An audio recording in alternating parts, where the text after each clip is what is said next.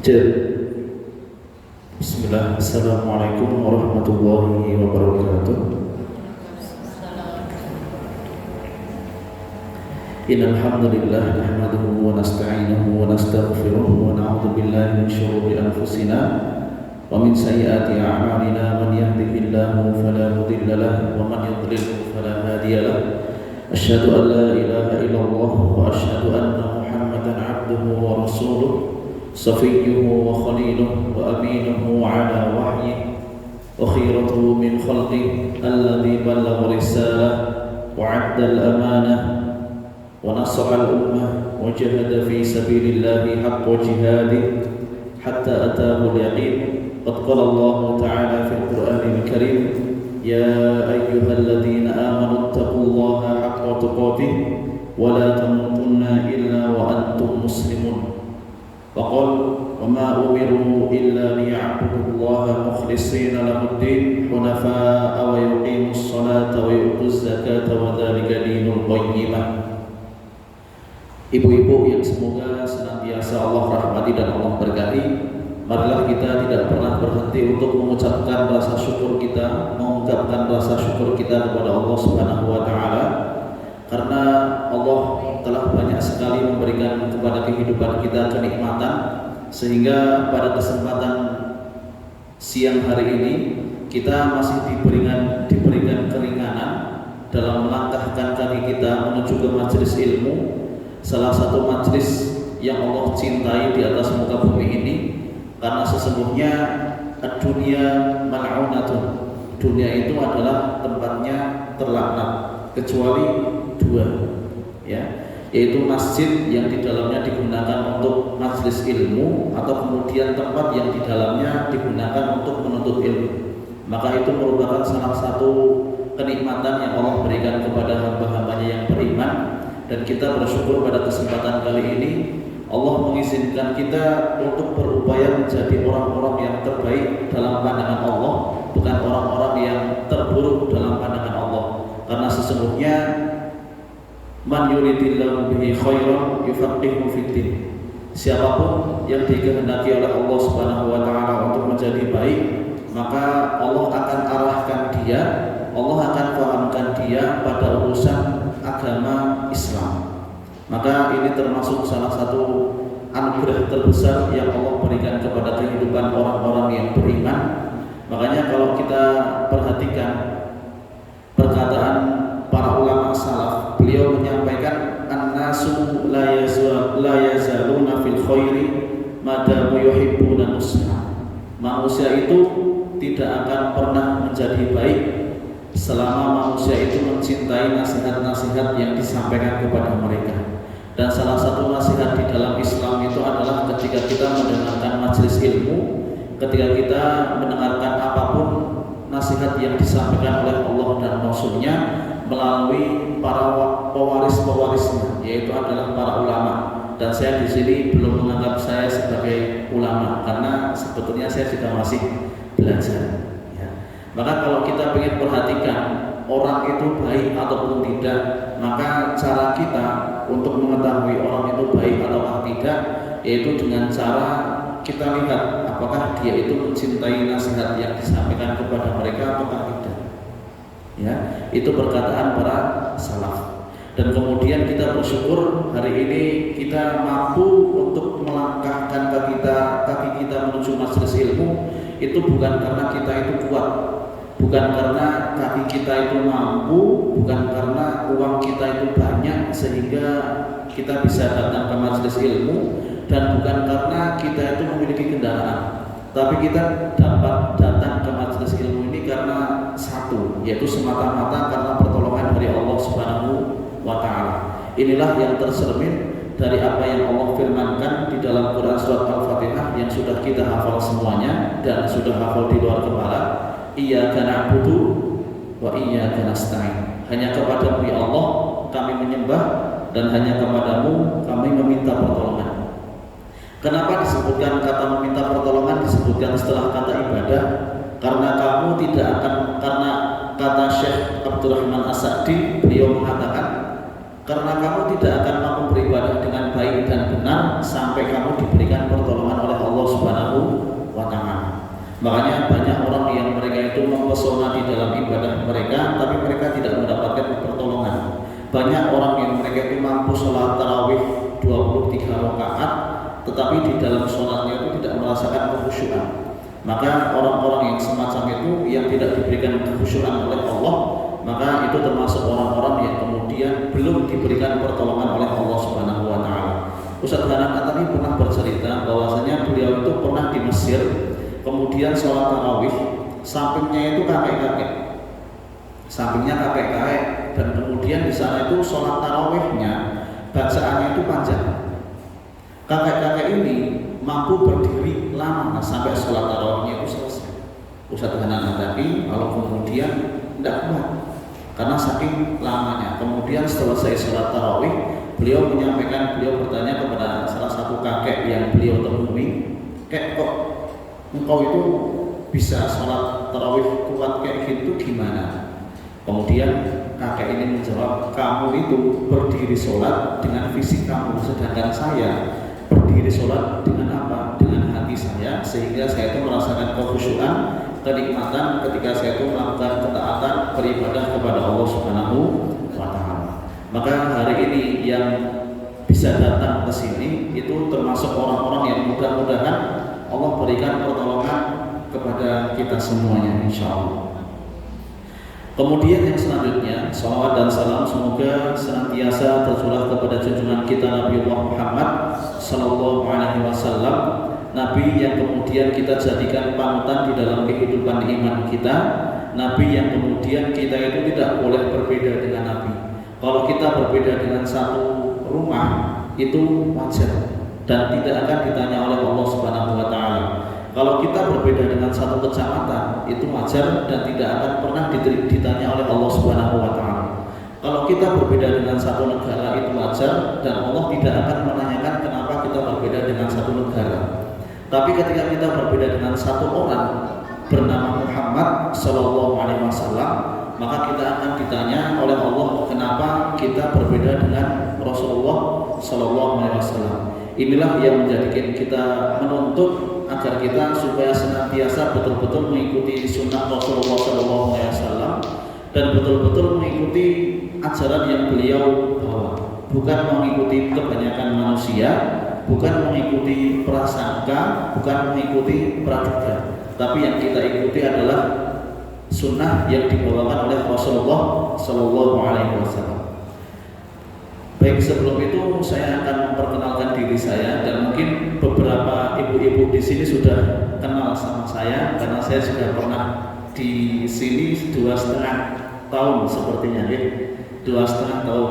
Mungkin ada beberapa ibu-ibu di sini yang sudah kenal sama saya dan sudah tahu saya itu asalnya dari mana. Dan bagi ibu-ibu yang belum tahu, maka saya wajib untuk memperkenalkan diri saya karena di dalam Islam itu ada yang namanya ta'aruf. Tak kenal maka ta'aruf. Maka di dalam Islam itu menawarkan sebuah program bernama ta'aruf. Ta'aruf itu apa sih? Ta'aruf itu apa, Bu? Saya nanya ini, jangan lihatin saya. Saya nanya. Ta'aruf itu apa? Perkenalan, ya. Tapi ta'aruf itu bukan hanya semata-mata maknanya itu adalah perkenalan, tapi ta'aruf itu memberikan kenyamanan. Maka sampai Imam Hasan Al-Basri itu mengatakan, kalau kamu sampai bisa atau kemudian kalau kamu sudah kencing di rumah saudaramu, maka itu yang dinamakan ta'aruf yang mendatangkan kenyamanan. Karena apa? Karena kalau ada seseorang yang dia itu sudah kencing di rumah temannya, berarti dia itu sudah merasa nyaman di rumah temannya. Makanya kalau nanti ibu-ibu nanya, "Ustaz, ini mana ini yang mau dikencingin?" Nah, itu berarti saya sudah memberikan kenyamanan, ya. Jadi itulah program yang ditawarkan oleh Islam, yaitu bernama ta'aruf. Nanti kalau sudah nyaman, nanti akan saling tafahum. Tafahum itu apa? Saling memahami.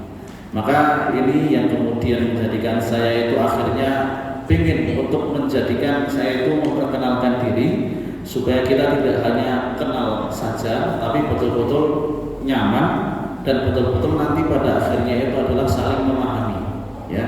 Dan ini bukan kata-kata fajar yang kemudian sangat alay, itu bukan ya. Tapi ini adalah Islam yang kemudian mendatangkan kedamaian. Baik, nama saya Ilham Ali, ya. Itu toh Ilham Ali, tidak ada tambahan apapun, Al-Kejajari atau apa itu enggak. Karena saya aslinya itu dari Kejajar. Kejajar itu mana Ustaz? Sampai ke Mekah itu enggak. Kejajar itu bawah Dieng. Kalau Dieng itu terkenal dengan negeri di atas awan. Kalau tempat saya itu dingin, karena negeri di dalam awan. Karena di dalam kabut, sering ada kabut di situ. Ya. Saya dari Kejajar dan kemudian dulu juga pernah kuliah di Dewan Dakwah Islamiyah Indonesia Solo di Pabelan dekat UMS, belakang Abu Bakar As-Siddiq, Universitas Abu Bakar As-Siddiq, Ma'had Ali Abu Bakar As-Siddiq. Kemudian setelah itu di sini Bu. Jadi saya sudah merasakan atmosfer kepondokan itu di sini itu luar biasa ya. Sebelah sana itu kan ada pondok itu. Nah, dulu saya asramanya di sana. Kemudian mudirnya juga istri beliau. Suami, astagfirullah, suami. Kok istri sih gimana? Ya, suaminya beliau Ibu Azizah, gitu. Kemudian saya juga sudah kenal dengan, kalau saya di kontaknya itu saya namain ibunya Alfar. Dulu pernah ngajar ngaji anaknya beliau. Ya, ngajar ngaji itu masya Allah itu sudah hafal berapa juz sekarang? Justru itu saya tidak tahu. Ya, baik, saya dari Kejajar. Sudah menikah belum? Alhamdulillah untuk saat ini, alhamdulillah. Saya masih jomblo visa lillah. Yang penting jangan sampai jomblo sengketa itu jangan. Saya masih muda, tapi semangatnya sudah mulai menua. Enggak. Semangatnya masih muda, semangatnya insya Allah masih muda. Saya umurnya masih 24 tahun, lahir 20 September 1998. Ustaz, IG-nya apa? Punya IG? Enggak usah. Punya Facebook? Enggak usah. Itu enggak penting dan tidak akan kita bahas di dalam kitab hari ini. Ya. Itu sekelumit perkenalan diri saya. Mudah-mudahan kita kenal di dunia dan nanti insya Allah bercengkerama di akhirat. Ya. Makanya kita ketika mengikuti Nabi itu bukan hanya kita itu sebetulnya pengen mengikuti Nabi, tapi ada kenikmatan yang kita tunggu-tunggu nanti ketika mengikuti Nabi, yaitu adalah ketika kita nanti dikumpulkan bersama orang-orang yang kemudian diberikan nikmat oleh Allah. Siapa mereka? Yaitu para nabi, orang-orang solih, para syuhada, dan orang-orang yang kemudian mereka itu meninggal dalam peperangan. Maka kita akan dikumpulkan dengan orang-orang yang kita cintai. Kalau kita ditanya, apakah kita pernah melihat Nabi gitu? Tidak pernah. Di dalam mimpi kita mungkin pernah melihat Nabi, belum pernah. Tapi kalau kita belum pernah melihat Nabi, lalu kemudian kita mencintai Nabi, maka sesungguhnya Allah itu akan mengumpulkan kita bersama orang-orang yang kemudian kita cintai. Makanya sampai kemudian Allah itu menyampaikan, wa may yuti'illaha wa rasulahu fa ulaika ma'al ladzina an'ama Allahu 'alaihim minan nabiyyin was-siddiqin wasyuhada was-sholihin wa hasuna ulaika rafiqa. Allah sampai kemudian mengatakan barang siapa yang taat kepada Allah dan Rasulnya, maka Allah kemudian akan mengumpulkan mereka bersama orang-orang yang diberikan nikmat oleh Allah Subhanahu wa ta'ala. Siapa mereka? Yaitu mereka adalah kalangan para nabi, kemudian orang-orang solih, orang-orang yang kemudian as-siddiqin, was-siddiqin, orang-orang yang jujur, yang cinta terhadap kebenaran, kemudian orang-orang yang mati dalam peperangan. Ya, orang-orang yang diberikan nikmat nabi itu siapa? Banyak, dari Nabi Adam sampai Rasulullah Sallallahu Alaihi Wasallam. Dan nabi itu banyak, tapi tidak disebutkan di dalam Al-Quran yang banyak itu. Yang disebutkan di dalam Al-Quran itu hanya 25. Ya. Kemudian was-sholihin, orang-orang solih. Orang-orang solih itu siapa? Para ulama. Para ulama salaf, ustaz-ustaz kita, kemudian ustaz-ustaz kita, itu orang-orang solih. Kemudian yang ketiga, wasidikin. Wasidikin itu siapa? Orang yang jujur. Makanya Abu Bakar itu diberi gelar apa? As-Siddiq. Karena apa? Orang yang paling membenarkan ceritanya dari Rasulullah SAW. Kemudian orang-orang yang mati syahid. Orang-orang yang mati syahid di dalam Islam itu siapa? Hamzah. Hamzah itu ketika dibunuh, ditombak oleh budak yang bernama Wahsy, lalu kemudian beliau itu meninggal dunia, sampai Hindun itu kemudian membelah dadanya Hamzah, lalu kemudian jantungnya itu, hatinya itu mau dimakan, mentah-mentah. Makanya sampai Rasulullah itu mengatakan kalau Hindun itu kalau sampai bisa menelan jantungnya dari Hamzah, maka itu luar biasa. Ya, jadi kita mengikuti Nabi bukan hanya kita karena umatnya beliau, tapi karena kita ingin kemudian mendapatkan kenikmatan yang lebih ketika kita betul-betul kemudian mencintai Rasulullah Shallallahu Alaihi Wasallam. Kemudian yang selanjutnya, karena saya juga di sini perdana, jadi baru pertama kali isi ibu-ibu, biasanya ibu-ibu juga di Musola Al-Ghufron, kemudian di At-Taqwa juga ibu-ibu semuanya. Kalau untuk bapak-bapak belum, insya Allah nanti. Masih adik-adik, saya itu ngajarnya itu masih adik-adik. Jadi belum ke tingkat bapak-bapak atau ibu-ibu. Karena ibu-ibu kan kebanyakan sudah menikah ya. Kalau saya masih jomblo, mau bahas apa tentang ibu-ibu itu kan saya tidak tahu. Baik, kemudian hari ini kita akan membahas sebuah kitab yang seharusnya ini menjadi pegangan bagi siapapun manusia, ya, entah itu dia itu seorang guru, entah itu dia seorang penuntut ilmu, entah itu dia seorang ustaz, ya, karena sesungguhnya manusia itu adalah tempat atau makhluk yang kemudian banyak salahnya. Di dalam hatinya itu pasti ada kotorannya. Makanya kemudian dia itu, manusia itu banyak melakukan kesalahan karena di dalam hatinya itu ada pengotor-pengotornya. Makanya manusia yang paling suci di atas muka bumi ini dan paling maksum itu siapa? Rasulullah Shallallahu Alaihi Wasallam. Dan kemaksuman itu hilang seiring dengan wafatnya Rasulullah Shallallahu Alaihi Wasallam. Dan tidak ada setelah Rasulullah itu tidak ada orang yang maksum itu tidak ada. Kita bukan maksum karena kita banyak kesalahan dan kemudian memiliki dosa yang sangat banyak sekali. Makanya kita ini kalau boleh saya gambarkan atau boleh saya katakan, kita ini adalah peternak dosa. Kita ini peternak dosa.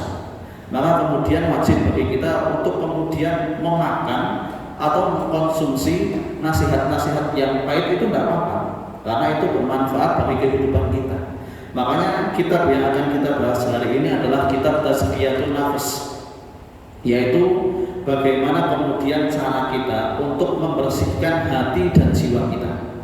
Karena kalau kita ditanya organ tubuh yang paling cepat kotor dan yang paling cepat lelah itu apa itu? Wajah. Kalau ada yang kemudian mengatakan wajah, berarti dia korban iklan, ya. Mau wajah terlihat 20 walaupun umur 60 tahun beli skincare ini, kan? Itu korban iklan, ya.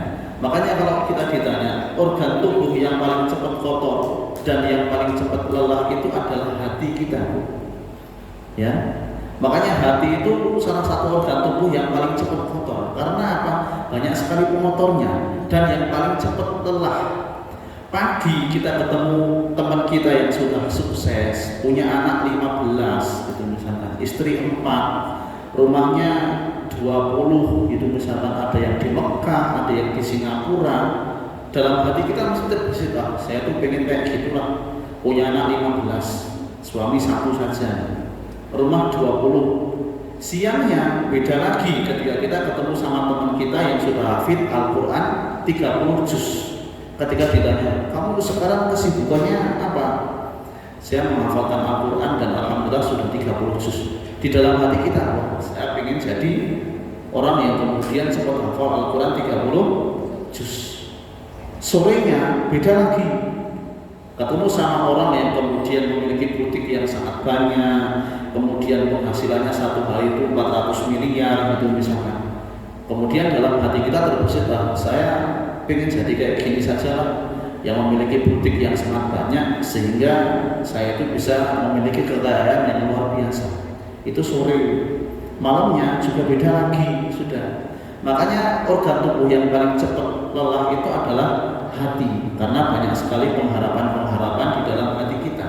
Makanya orang yang kemudian paling tidak bahagia itu adalah ketika ada seseorang yang kemudian berharap bukan kepada Allah tapi berharap kepada makhluk. Itu pasti dan yakin itu kemudian orang yang tidak akan mendapatkan kebahagiaan di dunia dan di akhirat. Kemudian di dalam kitab ini juga yang pertama kali dibahas yaitu adalah tentang masalah ibadah batin. Ibadah batin. Jadi Allah itu menciptakan manusia, wa ma khalaqtul jinna wal insa illa liya'budun. Tidaklah aku menciptakan jin dan manusia kecuali untuk beribadah kepada Allah Subhanahu wa taala. Dan ibadah itu ada dua, ibadah zahir dan ibadah batin. Ibadah zahir itu apa? Sedekah itu ibadah zahir, sholat itu ibadah zahir, haji dan umrah itu juga ibadah zahir. Tapi ibadah ini tidak berdiri sendiri, ada lanjutannya, ibadah batin. Ibadah batin itu ikhlas, itu ibadah batin. Kemudian ridho itu juga ibadah batin, qanaah juga ibadah batin. Dan di dalam kitab ini yang pertama kali dibahas itu ternyata ibadah batin. Karena ibadah batin itu memiliki kedudukan yang sangat tinggi di sisi Allah. Kalau gitu mana dalilnya? Kalau ibadah batin itu memiliki kedudukan yang sangat tinggi di sisi Allah. Oke, kita bawakan dalilnya. Dalilnya itu ketika diriwayatkan oleh salah satu ulama bernama Anas bin Malik kalau tidak salah, beliau menyampaikan bahwasanya pernah Rasulullah SAW itu duduk-duduk bersama sahabat Rasul di teras Masjid Nabawi. Lalu kemudian Rasulullah itu mengatakan, nih sebentar lagi akan ada penduduk surga. Dia ciri-cirinya bawa sandal, jenggotnya basah karena habis melakukan kegiatan wudhu. Kemudian para sahabat kemudian bertanya, siapa ini? Ternyata orang yang tadi bawa sandal, kemudian jenggotnya basah. Besoknya Rasulullah itu menyampaikan kepada para sahabat, bentar lagi nih akan datang seseorang penduduk surga. Orangnya sama seperti yang kemarin, dia bawa sandal, jenggotnya basah. Kita nggak boleh bertanya, oh berarti amalannya itu bawa sandal sama jenggot basah, enggak. Nah kalau perempuan itu nanti kalau enggak ada jenggot gimana ya?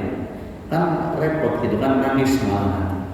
Jadi yang kedua, hari kedua Rasulullah menyampaikan bentar lagi ada penduduk surga. Sampai kemudian para sahabat itu bertanya-tanya, coba Bu, kalau ada orang sahabat sampai dijamin Rasulullah itu sebagai penduduk surga, itu luar biasa. Kalau kita dijamin sama Rasulullah sebagai penduduk surga, oh tidak mau ngaji lagi kita. Kenapa tidak ngaji Bu? Insya Allah saya penduduk surga. Itu malah repot. Kenapa nggak saudara? Oh, saya penduduk surga. Kenapa tidak nikah? Saya itu penduduk surga. Suami saya itu nanti di surga. Tidak mau suami di dunia nanti yo ingusen gitu kan. Kadang kalau disakiti hatinya itu kemudian terluka sampai akhirnya bikin status. Itu kan repot ya. Kemudian sampai ke hari ketiga Rasulullah itu menyampaikan sebentar lagi nih akan ada penduduk surga dan orangnya itu sama, bawa sandal, jenggotnya basah. Ya. Kemudian sampai salah satu sahabat bernama Abdullah bin Amr bin Al-As kemudian sampai memiliki rasa ghibtoh. Ghibtoh itu apa? Iri yang diperbolehkan. Kalau kita kan iri, bilang bos gitu kan. Tapi iri ghibtoh itu adalah iri yang kemudian diperbolehkan. Contohnya apa? Kalau teman-teman ibu-ibu yang kemudian sudah hafal Al-Quran 30 juz, ibu-ibu masih ikhlas jilid 1 itu boleh iri. Ya, ada teman ibu-ibu yang kemudian bisa sedekah triliunan, tapi ibu-ibu cuma 2.000 atau 30.000 itu boleh iri, yang semacam itu diperbolehkan di dalam Islam. Maka kemudian sampai Abdullah bin Amr bin Al-As ini kemudian sampai iri. Lalu kemudian betul-betul ingin mencari tahu amalan apa yang kemudian dilakukan oleh sahabat ini sampai Rasulullah itu mengatakan sampai 3 kali kalau dia itu adalah penduduk surga. Selesai pulang dari Masjid Nabawi, lalu kemudian Abdullah bin Amr bin Al-As ini menghampiri orang yang disebutkan oleh Rasul sebagai penduduk surga. Kemudian bertanya dan meminta izin, saya ini sedang ada masalah sama orang tua saya. Boleh nggak saya ini kemudian bertamu di rumahmu 3 hari saja? Dan ini di dalam Islam, dengan dalil ini kita mendapati bahwasanya kalau kita bertamu itu cukup 3 hari. Kalau mau nginap itu cukup 3 hari. Boleh nggak lebih Ustaz? Boleh, kecuali ada udzur yang syar'i. Dan maksimalnya di dalam Islam itu adalah 3 hari. Loh Ustaz, kalau silaturahmi itu kan memperpanjang umur. Iya, memperpanjang umur, tapi ada batasannya. Masa kita mau silaturahmi 30 hari itu ke rumah teman kita, kalian yang kemudian panjang umur, tapi tuan rumah jadi pendek umur, gitu kan? Sudah harus menyediakan makanan sampai 30 hari itu pendek umur itu nanti, kasihan ya. Jadi di dalam Islam itu cukup 3 hari. Nah, ini adab bertamu di dalam Islam. Ya. Sampai kemudian meminta izin selama 3 hari, kemudian diperbolehkan. Hari pertama selesai pulang dari Masjid Nabawi, kemudian habis Isya. Itu sampai Abdullah bin Amr bin Al-As itu kemudian di dalam hati, wah ini sepertinya sahabat ini pengen melakukan tahajud dari habis Isya sampai subuh ini kayaknya. Ternyata apa? Ternyata yang dilakukan oleh sahabat ini ternyata tidur habis Isya. Ternyata tidur. Sampai kemudian Amr bin Al-As itu kemudian sampai terheran-heran. Loh, kok ini habis Isya itu malah tidur? Nah terus amalannya itu apa? Lalu kemudian Abdullah bin Amr bin Al-As ini tidak patah semangat sampai beliau itu rela untuk tidak tidur demi apa? Demi mendapatkan ilmu. Sampai kemudian pengen mengamati satu persatu. Ini jam berapa? Dia ini mau bangun kemudian tahajud. Sampai rela tidak tidur demi mendapatkan ilmu. Kalau kita di majelis ilmu tidur, gitu. Tapi para sahabat itu untuk mendapatkan ilmu itu tidak tidur. Itu semangatnya sahabat itu luar biasa. Kalau kita tidak tidur itu kan begadang gitu kan. Kalau sekarang itu main HP itu buat memata-matai sahabat kita ini mau ibadah apa ini kira-kira. Tapi kalau zaman sahabat itu tidak ada HP, mau main HP gimana?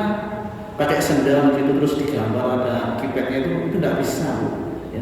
Tapi para sahabat itu sampai Abdullah itu tidak tidur demi untuk mendapatkan ilmu.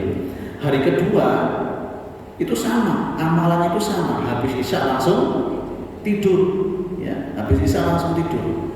Kemudian di hari ketiga, di hari yang terakhir sama pula amalannya itu adalah habis Isya itu tidur, tidak ada tahajud. Tapi bukan berarti kita itu tidak mau tahajud loh ya. Wah, tidak mau tahajud kan? Kita 5:30 gitu sampai kemudian tidak mau tahajud karena sahabat ini habis Isya tidur, habis Isya tidur, habis Isya tidur. Akhirnya apa? Kita tidak mau beramal. Tetap kita itu kemudian melakukan tahajud. Lalu kemudian sampai hari ketiga, Abdullah bin Amr bin Al-As itu kemudian menyampaikan atau memiliki rasa kecewa karena tidak mendapatkan ilmu apa-apa selama beliau itu minum selama tiga hari. Lalu kemudian karena sudah 3 hari, kemudian Abdullah bin Amr ini kemudian menyampaikan yang sesungguhnya dan berkata jujur, wahai sahabatku, sesungguhnya aku ini tidak memiliki masalah sama orang tua saya. Tapi saya ini nginep di rumahmu itu karena saya itu penasaran. Kamu itu kemarin dikatakan oleh Nabi sebagai penduduk surga sampai 3 kali. Makanya saya minta izin untuk nginep di rumahmu karena saya pengen tahu amalan apa yang dilakukan oleh kamu sehingga Nabi itu menyampaikan kamu itu penduduk surga sampai 3 kali. Maka kemudian sahabat ini menjawab, kalau kamu sudah nginep di rumah saya, kemudian pengen mengetahui ibadah saya, ya ibadah saya ya kayak gitu aja. Tidak ada yang mempesona, tidak ada yang spesial di dalam ibadah saya. Dan Abdullah bin Amr itu kemudian kecewa karena tidak mendapatkan ilmu. Lalu kemudian Abdullah bin Amr itu tidak memaksa. Mbok apa toh dikasih tahu saya itu biar saya itu mengamalkan juga, enggak memaksa. Setelah itu Abdullah bin Amr pamit pulang, izin pulang. Ketika beberapa langkah dipanggil lagi sama sahabat. Abdullah, sini kita kasih tahu. Kecuali satu yang belum kamu ketahui. Apa itu amalan kamu? Kemudian sahabat ini mengatakan, saya itu berusaha setiap malam itu berusaha untuk memaafkan kesalahan semua orang yang kemudian pernah mendolimi saya. Dan saya itu berusaha untuk menghilangkan rasa hasad serta rasa iri di dalam hati saya kepada orang lain, dan saya sudah mengikhlaskan apapun yang dikatakan oleh orang lain kepada saya. Saya sudah mengikhlaskan. Maka itu yang kemudian menjadikan Rasulullah itu menyampaikan bahwasanya saya itu penduduk surga. Kalau kita, kamu itu penduduk neraka, tidak usah ikut-ikutan saya itu amalannya itu, tidak usah.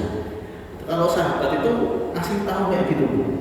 Maka ini dalil pertama yang kemudian bahwasanya ibadah hati itu ibadah yang kemudian menempati posisi yang paling tinggi.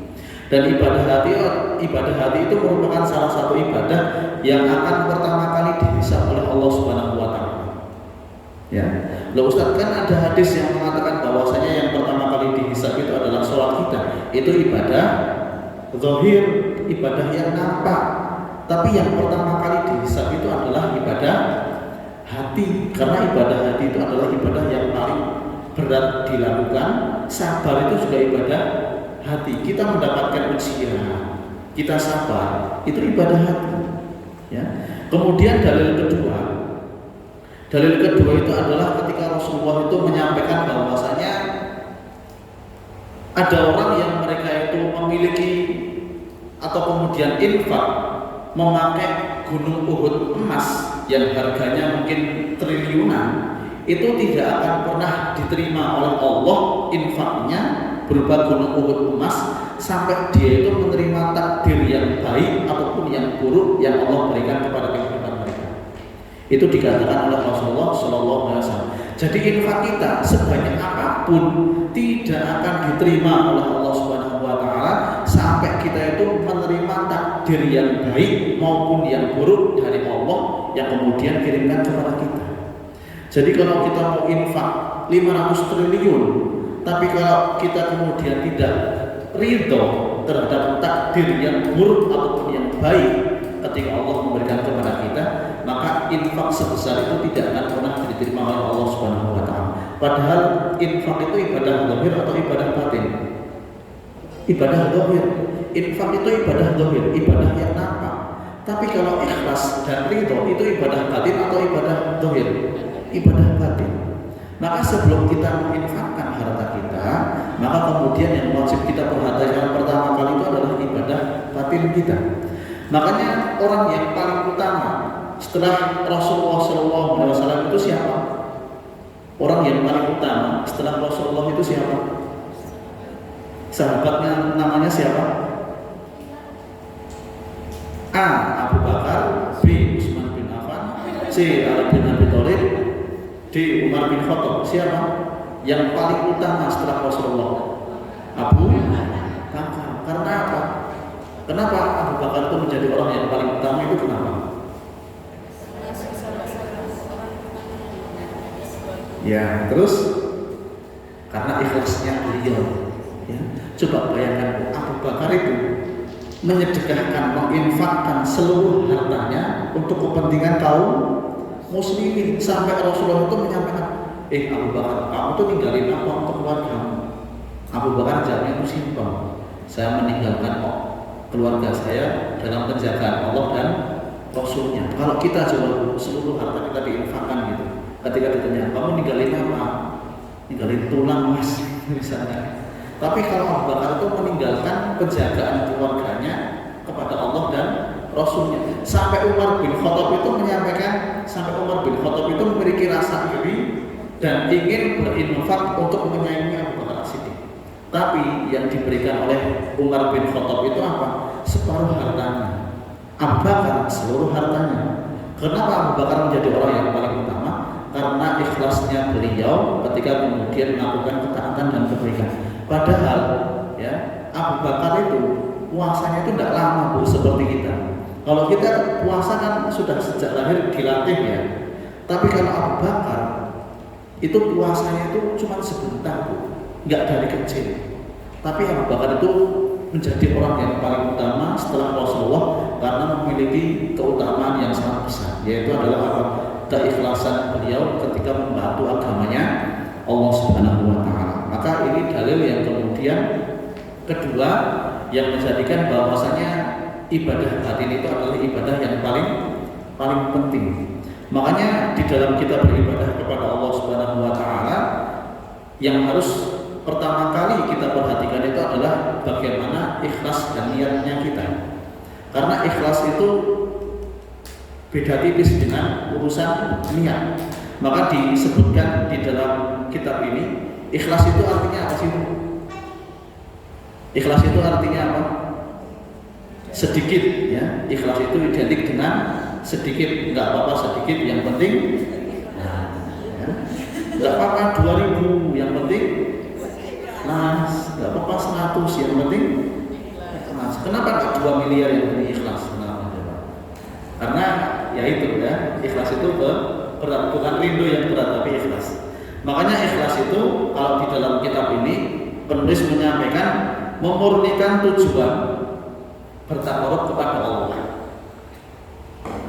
Memurnikan tujuan bertakarub kepada Allah Subhanahu wa Ta'ala dari hal-hal yang mengotorinya ya. Jadi ikhlas itu artinya apa? Ikhlas itu artinya adalah memurnikan tujuan untuk melakukan pendekatan diri kita kepada Allah Subhanahu wa Ta'ala. Sholat itu cara kita untuk bertakarub kepada Allah atau tidak? Iya, karena sholat itu merupakan salah satu kegiatan ibadah yang mendekatkan diri kita kepada Allah. Gak mungkin kan kita sholat dekatnya sama pacar, itu gak mungkin. Sholat itu pasti dekatnya sama Allah. Yang sering disebut itu adalah Allah. Makanya posisi hamba yang paling dekat dengan Rabb-nya itu adalah ketika dia itu sholat dan dalam keadaan sujud. Maka itu yang paling dekat kita kepada Rabb kita. Makanya ikhlas itu artinya memurnikan tujuan bertakarub kepada Allah Subhanahu wa Ta'ala dari hal-hal yang mengotorinya ya. Jadi kalau kita melakukan ibadah kepada Allah Subhanahu wa Ta'ala, banyak sekali Bu, pengotor-pengotor hati kita itu banyak sekali. Ria, kemudian sum'ah, pengen didengar, merasa paling berjasa, itu termasuk pengotor hati. Maka kemudian di sini penulis itu menyampaikan menjadikan Allah sebagai satu-satunya tujuan. Jadi bukan kemudian kita beribadah kepada Allah supaya kita itu dipandang manusia, itu bukan. Sholat supaya dianggap sebagai orang-orang solih, membaca Al-Quran sebagai orang-orang yang kemudian suka membaca Al-Quran, bukan. Tapi ketika orang melakukan ibadah itu murni tujuannya itu karena Allah Subhanahu wa Ta'ala. Makanya kemudian di dalam kitab ini disampaikan bahwasanya ikhlas itu memurnikan tujuan semata-mata karena Allah Subhanahu wa Ta'ala. Makanya jangan sampai kemudian kita beramal, kemudian kita melakukan ketaatan kepada Allah, jangan sampai ada niatan untuk mendapatkan sekeping dari kenikmatan dunia. Karena orang-orang yang semacam itu akan dijadikan oleh Allah menjadi bahan utamanya api neraka. Maka kalau kita membahas masalah neraka, saya baru tercengang ketika mendapatkan keterangan dari salah seorang syekh bernama Muhammad As-Sakir. Beliau kemudian menyampaikan api yang digunakan untuk membakar Nabi Ibrahim itu sampai kemudian pingsan dan menggelegar ketika Allah menyampaikan kalau kamu sampai membakar Nabi Ibrahim maka kamu akan saya kembalikan kepada indukmu di neraka. Sampai api yang digunakan untuk membakar Nabi Ibrahim itu sampai pingsan ketika Allah menyampaikan bahwasanya kalau dia sampai membakar Nabi Ibrahim akan dikembalikan kepada induknya di neraka. Sampai apinya itu tidak bisa digunakan untuk memasak, tidak bisa digunakan untuk menggosongkan, tidak bisa digunakan untuk membakar sampai 3 hari. Saking takutnya api di dunia kepada api di neraka. Allah sampai menyampaikan yang semacam itu. Makanya di neraka itu sampai kemudian ada salah satu sumur yang kemudian neraka jahanam itu sampai meminta perlindungan kepada Allah dari sumur ini. Padahal kita tahu ya, neraka jahanam itu siksaannya itu luar biasa. Ya, neraka jahanam itu luar biasa siksaannya. Bahkan sampai ada salah satu orang yang kemudian siksaan neraka itu ringan sekali, yaitu apa? Nginjek sandal. Otaknya itu mendidih, hanya injak sandalnya saja.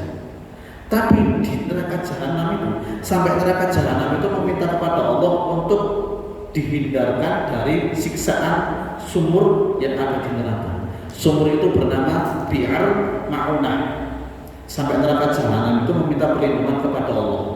Dan siapa orang-orang yang akan masuk di sumur ini? Ternyata bukan orang-orang kafir, bukan orang-orang yang mencuri, bukan orang-orang yang melakukan LGBT, bukan orang-orang yang kemudian melakukan perzinahan, bukan. Tapi orang-orang yang akan memasuki sumur ini adalah mereka yang ketika beribadah kepada Allah niatnya bukan karena Allah, tapi niatnya itu karena manusia. Ya. Makanya ketika Allah itu menyampaikan inna adzabi lasyadid, sesungguhnya azab itu sangat pedih. Sepedih apa Allah ketika menyiksa seseorang, ketika Allah menyampaikan inna adzabi lasyadid. Ya. Makanya saya itu tidak habis pikir sama orang-orang yang kemudian mengatakan wah tidak apa-apa saya masuk neraka ketemu sama artis-artis itu, saya tidak habis pikir. Padahal dia tidak sadar siapa sih yang dia tantang, siapa sih yang dia kemudian diajak main-main itu siapa? Rob yang tidak pernah merasakan sakit, dan Allah itu menyampaikan inna adzabi lasyadid, dan Allah tidak pernah merasakan kesakitan.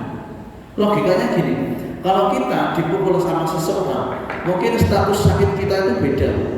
Kalau kita dipukul anak kita, mungkin yang ibu-ibu mungkin merasa sakit. Tapi kalau bapak-bapak atau ayahnya dipukul anaknya yang masih kecil, itu rasa sakitnya itu berbeda-beda. Ya. Tapi kalau yang sering dipukul itu adalah orang yang memang latihannya itu dipukul, ya, yang memang latihannya itu dipukul, seperti siapa? Mike Tyson, kemudian Chris John, Habib, itu kan latihannya itu kan dipukul kan? Latihannya untuk kemudian dipukul.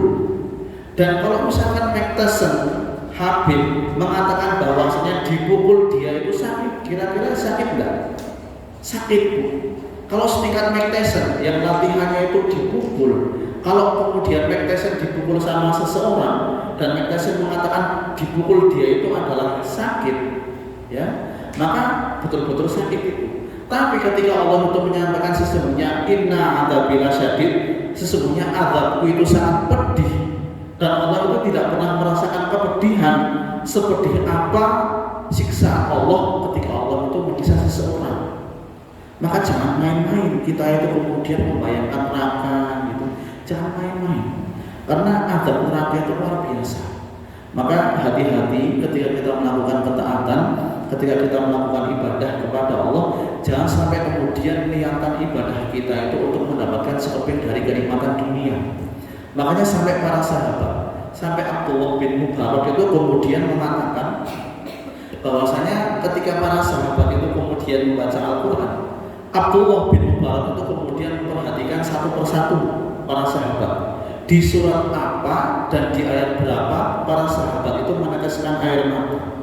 Dan dilihat satu persatu, ternyata didapati para sahabat itu menangis ketika membaca surat Hud ayat yang ke-15 sampai ayat yang ke-16. Coba yang bawa Al-Quran, coba dibuka, yaitu ayat yang ke-15 dan ayat yang ke-16. Allah itu kemudian menyampaikan, man kana yuridul hayatad dunya wa zinataha wa fi ilaihim a'malahum fiha wa hum fiha la yubkhasun ulaika alladhina laysa lahum fil akhirati illa an-nar wa habita ma sana'u fiha wa batilun ma kanu ya'malun.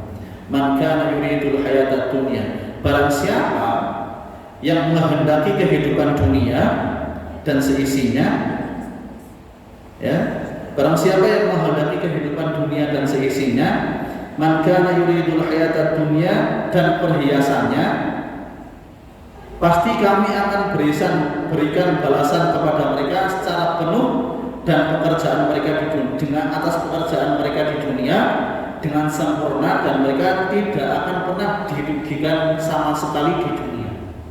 Ayat ini tidak berdiri sendiri, yaitu ada ayat 16-nya.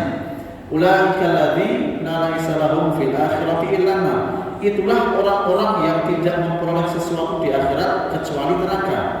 Sia-sialah apa yang telah mereka usahakan di dunia, dan batil serta terhapuslah apa yang telah mereka kerjakan. Makanya ketika para sahabat dan Abdullah bin Mubarak ini kemudian mendengarkan dan meneliti, ketika para sahabat itu kemudian membaca Al-Quran, ternyata para sahabat itu menangis pada dua ayat ini. Karena para sahabat itu apa? Para sahabat itu paling khawatir ketika Allah itu memberikan kenikmatan di dunia, tapi tidak diberikan kenikmatan lagi di akhirat. Makanya para sahabat itu sampai pernah kemudian memakan kurma itu nangis. Makan kurma itu nangis. Kalau kita tidak dapat kurma, nangis. Tapi kalau para sahabat makan kurma itu nangis. Kenapa beliau itu kemudian nangis? Karena kurma yang dimakan oleh sahabat itu lebih baik daripada kurma yang dimakan oleh Rasulullah Shallallahu Alaihi Wasallam. Dan para sahabat itu paling sensitif terhadap hal-hal yang semacam itu. Makanya kemudian para sahabat itu, jangan-jangan Allah segerakan nikmat saya di dunia, balasan saya di dunia disebabkan karena saya beramal, tapi saya tidak mendapatkan apa-apa nanti di akhirat. Maka kalau kita ibadah kita tidak ikhlas, menuntut ilmu kita tidak ikhlas, sedekah kita tidak ikhlas, itu berat. Ya, makanya disebutkan tadi ikhlas itu apa? Memurnikan segala ibadah kita semata-mata karena Allah Subhanahu wa Ta'ala. Kalau kita kemudian tahajud, dulu kan kita sering ketika kita kecil disampaikan sama orang tua kita, nah kalau kamu lagi ujian tahajud biar nilainya bagus, selesai ujian tahajudnya hilang. Nah kalau mendekati ujian atau lagi di dalam kerja kalau dapat masalah, coba kamu puasa Daud gitu. Wah saya pengen puasanya cepat selesai, boleh nggak ditambah puasa Sulaiman gitu? Nggak ada puasa Sulaiman ya. Mentang-mentang ada puasa Daud, puasa Sulaiman ya. Jadi kita semacam itu. Dulu saya juga mengalami seperti itu ketika di pondok mendekati ujian. Itu saya tahajud, betul-betul tahajud, dan kemudian ketika tahajud itu meneteskan air mata, nangis. Ya Allah, tolong ujian saya dilancarkan ya Allah. Ketika sudah masuk ke ujian, jawabnya itu hitung benik gitu kan. A, B, C ada berapa gitu. Yang pilih di terakhir berarti itu yang paling benar. Makanya ibadah ketika kita tahajud tidak boleh niat-niatnya itu karena niatan dunia. Atau kita ketika kita kemudian menyantuni anak yatim supaya niatannya itu supaya mendapatkan butiknya itu laris ataupun usahanya itu lancar, itu tidak boleh. Padahal kalau kita menyantuni anak yatim itu tujuannya apa? Supaya kita itu dikumpulkan bersama Nabi, karena Nabi pernah menyampaikan, saya dengan orang yang mengurusi anak yatim itu seperti ini, jari telunjuk dan jari tengah, jadi berdekatan. Tapi kalau ada orang yang ngurusin anak yatim, niatnya itu karena pengen menjadikan butiknya itu lancar, Allah akan kasih dia butiknya itu lancar. Tapi nanti di akhirat tidak akan dikasih lagi sama Allah. Makanya kalau ada orang yang dia itu ibadah, tapi niatnya itu karena dunia, maka yang akan pertama kali disalahkan itu adalah ibadahnya. Loh Allah, saya ini kan sudah sholat, saya ini kan sudah sedekah, kok usaha saya tidak lancar ya Allah? Tuhan, yang disalahkan sholatnya, yang disalahkan ibadahnya. Maka kalau orang yang tidak ikhlas itu akan seperti itu, akan menyalahkan ibadah. Karena apa? Karena yang dia tuju itu adalah dunia. Makanya sampai Rasul itu menyampaikan, man kanat dunya hamman ja'alallahu faqrahu baina 'ainai. Barang siapa yang menjadikan dunia sebagai ambisinya, sebagai tujuan utamanya, maka Allah itu akan mencerai-beraikan urusannya. Kita dakwah, niatnya itu karena pengen mendapatkan sekeping dari kenikmatan dunia dan pujian manusia, maka Allah itu akan cerai beraikan urusan dakwahnya sampai nanti di hari kiamat. Tapi kalau ada orang dakwahnya itu karena pengen mengharap ridhonya Allah dan membantu agama Allah, maka dakwahnya itu akan diawetkan oleh Allah Subhanahu wa taala. Karena apa? Maka lillahi bagian. Apapun yang tidak diniatkan karena Allah tidak akan pernah awet abadi. Ya, jadi kalau kita sedekah niatnya karena Allah, itu yang akan kemudian menyelamatkan kita pada tahun akhirat kita. Makanya sampai Rasulullah itu mengatakan tidak akan pernah awet abadi ketika ada sesuatu yang tidak diniatkan oleh Allah Subhanahu wa taala. Ya. Dan Allah juga menyampaikan di mukadimah yang tadi saya sampaikan, ada sebuah ayat yang mungkin ibu-ibu sudah hafal di dalam Quran surat Al-Bayyinah. Wa ma umiru illa liya'budullah mukhlishin lahuddin. Dan mereka tidak disuruh kecuali supaya beribadah kepada Allah. Jadi Allah menyuruh manusia itu untuk beribadah kepada Allah dengan apa? Dengan menghadirkan keikhlasan. Dan menghadirkan keikhlasan itu berat.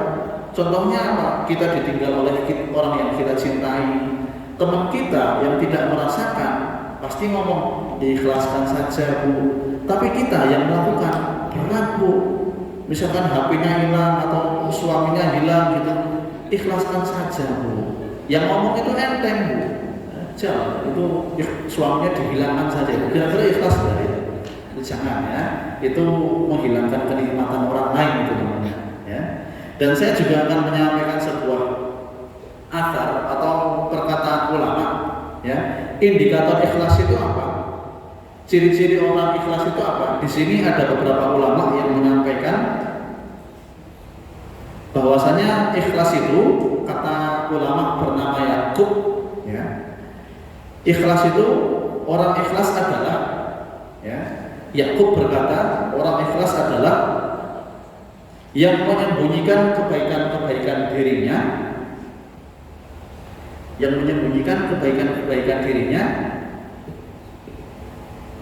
sebagaimana ia menyembunyikan keburukan-keburukannya.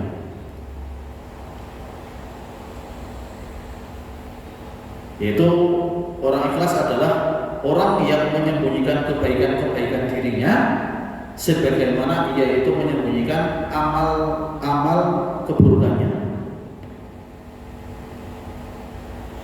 Jadi orang ikhlas itu semacam ini Bu. Dia itu semangat untuk menyembunyikan amal kebaikan mereka. Ya. Kalau kita menyembunyikan aib kita itu kan semangat banget ya. Baju kita bolong itu ditambal atau kemudian dijahitkan, atau kemudian ada jerawat di sini nggak pecah-pecah dikasih hansaplas gitu kan biar nggak kelihatan. Itu semangat kita menutupi aib kita. Nah orang ikhlas kayak ini semangatnya itu adalah menutupi kebaikan-kebaikan kita kepada orang lain, sebagaimana kita itu menutupi keburukan-keburukan kita. Jadi ikhlas itu tidak perlu diomongkan. Kalau kita ditanya ini ikhlas enggak? Insya Allah ikhlas. Berarti itu belum ikhlas. Makanya di sini disampaikan ada salah seorang ulama yang berkata, beliau itu bernama As-Susi, ikhlas adalah tidak merasa telah berbuat ikhlas. Ya, ulama As-Susi itu menyampaikan ikhlas itu adalah tidak merasa berbuat ikhlas. Ya, jadi kalau kita sedekah itu jangan merasa kita itu ikhlas. Ya. Kalau kita sedekah sudah diikhlaskan saja dan jangan pernah kemudian mengungkit-ungkit keikhlasan kita. Karena beliau juga menyampaikan barang siapa yang masih menyisakan ikhlas, ya, menyisakan keikhlasannya dalam ikhlasnya, maka keikhlasannya itu masih membutuhkan keikhlasan lagi. Jadi kalau ada orang yang menyatakan kalau dia itu sudah ikhlas, berarti dia belum ikhlas. Perlu kemudian menjadikan dirinya itu ikhlas lagi. Kemudian ada ulama yang ketiga bernama Ayub. Beliau itu berkata, bagi para aktivis kemanusiaan, aktivis apapun itu, ya, bagi para aktivis mengikhlaskan niat jauh lebih sulit daripada melakukan seluruh aktivitas. Itu, ya. Ini yang sering terjadi. Ayub itu berkata mengikhlaskan niat itu lebih sulit daripada melakukan seluruh aktivitas. Contohnya apa? Kita sholat tarawih 23 rakaat. Ayat pertama atau rakaat pertama imamnya baca surat Al-Baqarah ayat 1 sampai selesai. Itu gampang bagi sebagian manusia, itu gampang. Tapi untuk menghadirkan keikhlasan ketika melakukan ibadah tarawih sampai 23 rakaat itu yang sulit. Makanya bagi para aktivis melakukan seluruh aktivitas itu gampang. Ngangkat beban, ya. Misalkan kemarin itu ada di Cianjur itu, saya perhatikan di BPBD daerah Wonosobo itu, karena kami kemarin memberikan sedikit donasi sayur kepada korban bencana di Cianjur itu. Saya perhatikan ada orang kecil, mungil, tapi dia itu bisa ngangkat kentang 1 karung besar itu sendirian diangkat gini. Itu gampang kayak gitu Bu, bagi beberapa orang. Tapi untuk menghadirkan keikhlasan ketika ngangkat karung itu yang sulit Bu. Maka di sini disampaikan mengikhlaskan niat itu lebih sulit dibandingkan melakukan seluruh aktivitas. Coba ibu-ibu disuruh lembur itu, kira-kira gampang enggak? Gampang, tapi di dalam hati kan, wah kok saya tak gini ya, mau disuruh lembur itu gimana, ini perusahaan ini saya suruh lembur itu gimana? Itu gampang kalau kita melakukan lembur itu gampang, tapi di dalam hati kita itu kan tidak ikhlas kan? Masa suruh garap skripsi itu gampang bagi sebagian orang, tapi menghadirkan keikhlasan itu yang sulit. Kemudian Fudail bin Iyad juga menyampaikan meninggalkan suatu amal karena orang lain adalah riya. Ya, Fudail bin Iyad menyampaikan meninggalkan suatu amal karena orang lain itu adalah riya. Sedangkan beramal karena orang lain itu adalah syirik. Ya. Jadi meninggalkan amal, kita beramal karena manusia itu meninggalkan amal karena orang lain adalah riya, dan beramal karena orang lain itu termasuk syirik. Adapun ikhlas adalah ketika Allah menyelamatkanmu dari keduanya. Jadi tidak beramal karena manusia, tidak meninggalkan amal karena manusia. Ini yang dinamakan keikhlasan kepada Allah Subhanahu wa Ta'ala. Karena mungkin sudah 1 jam lebih kayaknya ya. Mungkin ini yang dapat kami sampaikan. Ini baru masalah ikhlas. Belum nanti ada niat, belum lagi nanti ada ilmu, ada juga nanti qalbun atau hati. Dan hati itu nanti banyak macamnya ya. Ada hati yang sakit, ada hati yang tertutup, ada hati yang terkunci. Makanya kalau ada orang yang lagi sakit hati itu perlu di tazkiyatun nafas biar tidak sakit hati lagi. Seperti siapa yang lagi viral ini di TikTok ini, yang kemudian kamu sama aku itu seperti wifi, HP dan hotspot. Akan kuat sinyalnya ketika mendekat dan akan mencari perangkat lain ketika tidak ada sinyalnya. Ya tahu mungkin lah itu siapa itu ya, yang keluar dari timur itu kan biasanya Fajar itu. Nah, maka sebutkan ini. Jadi ini yang dapat kami sampaikan. Kurang lebihnya mohon maaf apabila ada benarnya mutlak datangnya dari Allah, dan apabila ada salahnya, ada tutur kata yang kemudian kurang berkenan, itu murni dari kesalahan dari saya pribadi, dan mudah-mudahan Allah mengampuni kita semuanya, dan mudah-mudahan setelah kita pulang dari majelis ilmu ini kita mendapatkan ketenangan, karena sesungguhnya majelis ilmu adalah majelis yang kemudian menenangkan. Makanya sampai kemudian Rasulullah itu menyampaikan bahwasanya orang-orang yang sedang menuntut ilmu maka mereka itu akan dinaungi oleh malaikat dan akan diturunkan kepada mereka ketenangan di dalam kehidupannya, dan Allah akan mengampuni dosa-dosanya. Makanya kalau hari ini harusnya orang-orang yang mereka itu betul-betul menuntut ilmu, mereka itu harusnya menjadi orang-orang yang paling menenangkan, perilakunya menenangkan, sikapnya itu menenangkan, tutur katanya juga menenangkan, wajahnya juga menenangkan. Karena Rasulullah menyampaikan yang semacam itu. Marilah kita tutup dengan membaca doa kifaratul majlis bersama. Bismillahirrahmanirrahim. Subhanallahumma wa bihamdihi bihamdika asyhadu an la ilaha illa anta astaghfiruka wa atubu ilaik. Assalamualaikum warahmatullahi wabarakatuh. Kami kembalikan ke moderator. Jazakallahu khairan katsiran kepada Ustaz Ali. Saya kalau nyebut Ustaz Ali dulu lah, Ustaz Ilham saya Tinggi. Kalau Ustaz Ilham menyampaikan saya Ustaz Ilham, kalau di sini Ustaz Ali. Iya. Kalau di MBS Ustaz Ali. Tapi jangan ditambah Din, Aliuddin. Oke, bagi nasihat sekalian yang mau bertanya mungkin monggo dipersilakan untuk mengajukan pertanyaan. Di luar tema juga bisa. Sudah ikhlas semua seperti ini ya.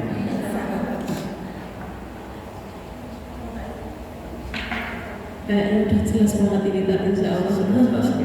Oke, baiklah ibu sekalian, untuk kajian selanjutnya nanti kita akan sampaikan